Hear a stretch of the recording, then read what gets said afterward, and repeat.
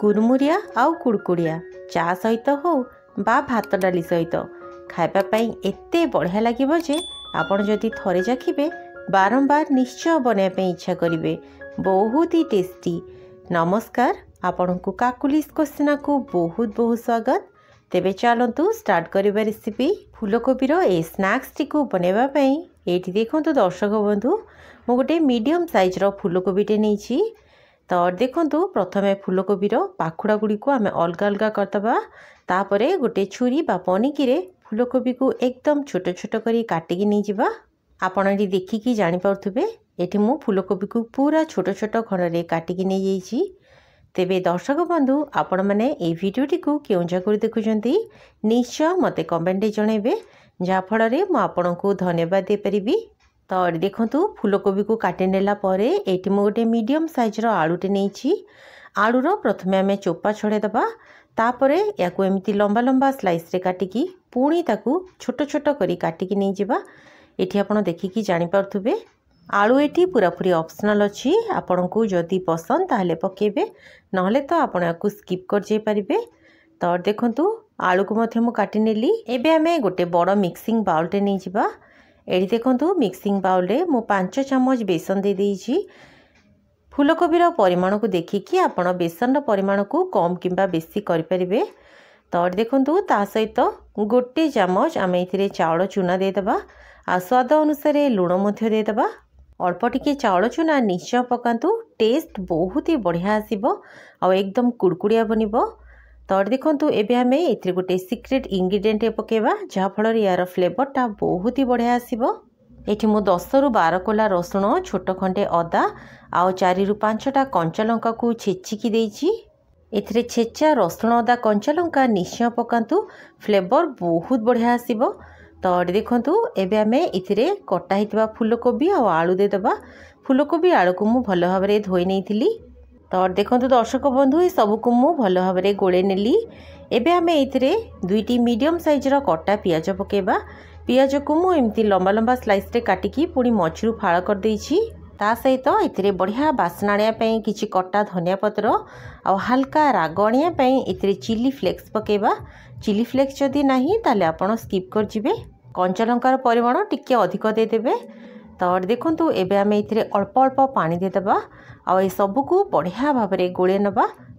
हाथ रे याकू बढ़िया भाबरे चकटी चकटी की गोळेबे, जहा फल रे फूलकोबी बेसन आ सब जिंस बढ़िया भाबरे मिक्स हे परिबो। तो देखंतु दर्शक बंधु यार कंसिस्टेंसी आमे एतिकी रखिबा, आठु बेसी पानिया करबानी, एमिति सुखिला सुखिला ही रहिबो।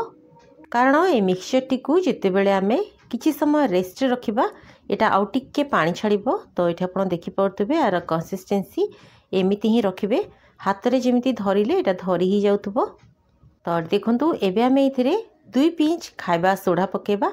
खाइबा सोडा निश्चित पकेबे, बहुत ही बढ़िया क्रिस्पी आ क्रंची बनिबो। खाइबा सोडा को जमा भी स्किप करिवेनी, किंतु मन रखिबे खाइबा सोडार परिमाण 2 पिंच रु अधिक पकेबेनी, नहले एटा तेल टाणिबो। तो एठी आपण देखि पड़तबे दर्शक बंधु ए सब को मु बढ़िया भाबरे गोळे देली। यार कंसिस्टेंसी आपण देखिकी जानि पड़तबे। तो एबे आमे ए बैटर टी को 5 मिनिट रेस्ट रखि दबा, जहा फल रे यार पियाजीटा बहुत ही बढ़िया बनिबो। एठी देखंतु मु किछि रिफाइंड तेल गरम करे नैथिली। तेल गरम हे गला परे आमे गैस रो फ्लेम को मीडियम रखिबा आ हाथ रे एमिति गोल गोल बोरा शेप रो पके नबा। याकू किछि भी शेप दबा दरकार नै, एमिति जस्ट गोल गोल करिकी पके नेबे। एठी आपण देखिकी जानि पारथबे दर्शक बंधु गैस रो फ्लेम को आमे हाई टू मीडियम रे रखिकी ए सब को लाइट गोल्डन कलर हेबा पर्यंत छाणी नबा। पूरा गोल्डन और क्रिस्पी करबानी। एठी आपण देखि पारथबे यार कलर एमिति लाइट गोल्डन कलर हे गला परे याकू आमे तेलरु छाणीकी बाहर कर नबा। तेबे दर्शक बंधु ए भलिया नुआ नुआ वीडियो गुड़िकर नोटिफिकेशन पाइबा पई चैनल टी को सब्सक्राइब करबा सहित पाखरे थिबा बेल बटन टी को प्रेस कर देबे। आउ जदि वीडियो टी को फेसबुक रे देखुचंती ताले प्लीज पेज टी को फॉलो करे नेबे। एठी देखंतु मु अल्प किछि बरा छाणी नेछि।